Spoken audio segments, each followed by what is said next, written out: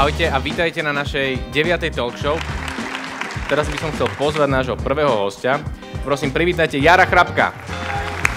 Čo robí dobrého lídra? Čo je taká tá vlastnosť, ktorá najviac robí dobrého lídra? Ku ktorému by sme mali možno vzhliadať? Vízia. Hej, že taký drive, chuť. Chuť tvoriť, chuť budovať seba, chuť budovať biznis a vidieť vlastne niečo v budúcnosti, čo iní nevidia. Ako cestovala v Taliansku prestrojení za muža, potom sa budeme s ňou aj rozprávať. Takže prosím, privítajte Viktor Kuris. Koľko trvá takáto vec cez ten karpatský Pěšky jsem to šla 5 měsíců, protože já jsem tehdy ještě neměla ani chytrý telefon a neměla jsem mapy. Jsem si jen vzala buzolu a říkala jsem si, že dokud jdu po horách, tak jdu dobře.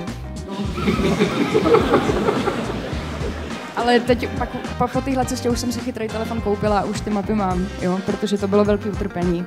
Místo 3 měsíců jsem to šla 5. Pokiaľ som v horách, tak som správny. To sa mi páči ako také moje životné motto. No a dovolte mi privítať na tomto pódiu hokejovú legendu Jána Lášaka.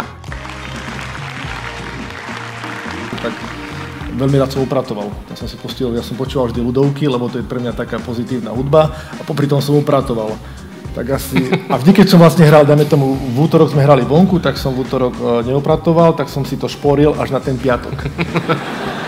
Tak asi viete, ako to vyzeralo u mňa, keď sme mali repre pauzu 2 týždne.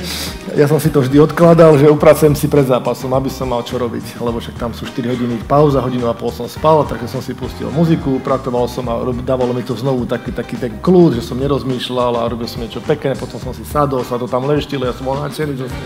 Tá tajná prísada k tomu, že sme boli majstrami sveta, a to, že si pustil ľudovky a že si dobre akože vyupratoval izbu, by mi naozaj nenapadlo, že vďaka tomu som teda ja mohol sa potom tešiť celým Slovenskom, že už inak sa budem pozerať aj na upratovanie, aj na ľudovky. Ja som dokočaj do voza, ja som dobrý materiál.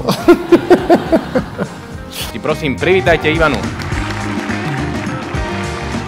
Ja sa ako hrdo hlásim k tomu, že som z Oravy. Možno ak sú to nejakí študenti, ja to som teda pracujem ako pedagóg na lekárskej fakulte, takže ja sa hrdo hlásim k tomu. Akurát minulý týždeň sme skúšali štátnice a boli tam teda korbáčiky, tak som sa nepýtal, či sú z Oravy. Áno. Z Hornej ešte zdôrazním? Áno, z Oravskej polohory. Bola študentka, výborná bola. Korbáčiky či študentka? Aj študentka, aj korbáčiky. Okay. Takže obrovský potlesk, ďakujem, že ste tu dneska s nami boli. Ďakujem vám, nášmu publiku a uvidíme sa opäť o rok.